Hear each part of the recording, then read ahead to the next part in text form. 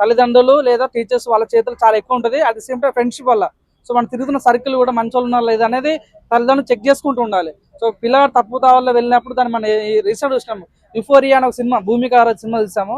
చిన్న వయసులోనే డ్రగ్స్ కు ఎడిక్ట్ అయ్యి ఏ రకంగా నాశనం అయిపోయాడు, ఒక ఐఏఎస్ అవ్వాల్సిన వ్యక్తి ఏ రకంగా డ్రగ్ మాఫియాకి వెళ్ళిపోయాడు అనేది. సో ఈ రకంగా పిల్లలకు సోషల్ మీడియాను దూరంగా ఉంచాలి, చెడు ఫ్రెండ్స్ దూరంగా ఉంచాలి. సో ఇట్లాంటి అన్ని కూడా తల్లిదండ్రులు టీచర్స్ అవును అవును నేను చెప్పండి ఈ రోజు ఏదో సిగరెట్ తాగుతుంటే ఆపాడని టీచర్ని కొట్టిండు. ఇక్కడ అంతా సభ్య సమాజం ఏమైపోతుందంటే సో అందరూ సెల్ఫ్ ఫ్రీడమ్ ఫీల్ అవుతారు అన్న. సో నాకు ఎవరు ఏం చెప్పొద్దు, నేను ఎవరికి ఏం చెప్పను, నా లైఫ్ ని బతుకుతా, నన్ను ఎవడో క్వశ్చన్ చేయొద్దు అన్న ఫీలింగ్ లో ఉన్నారు. సో అట్లాంటి పిల్లలకి ఇప్పుడు నువ్వు ఈ యొక్క రూల్ తీసుకొస్తే అరే కొద్దిగా భయంలో ఉంటారు అన్న ఫీలింగ్ కలిగింది. ఇది ఒకటే స్టేట్ లో ఉండడం కాదు, మొత్తం ఇండియా వైడ్ పాకితే చాలా బాగుంటది. ఒక జీవో తీసుకురావాలి, వెంటనే ఇంప్లిమెంట్ చేయాలని కోరుకుంటున్నాను.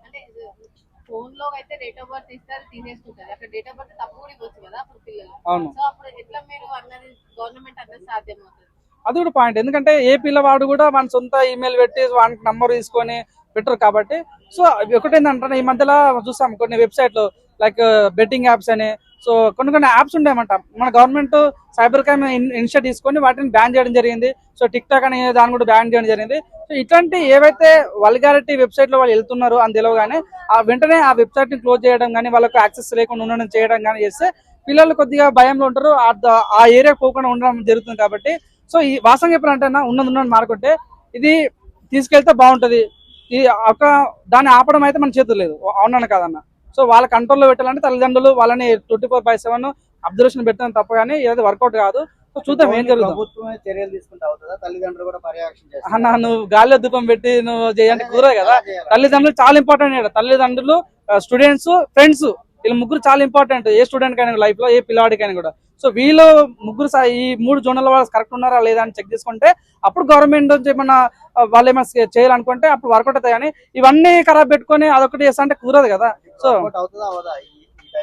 సో మెయిన్ చెప్తున్నా ఈ 3 సరిగ్గా ఉండాలి.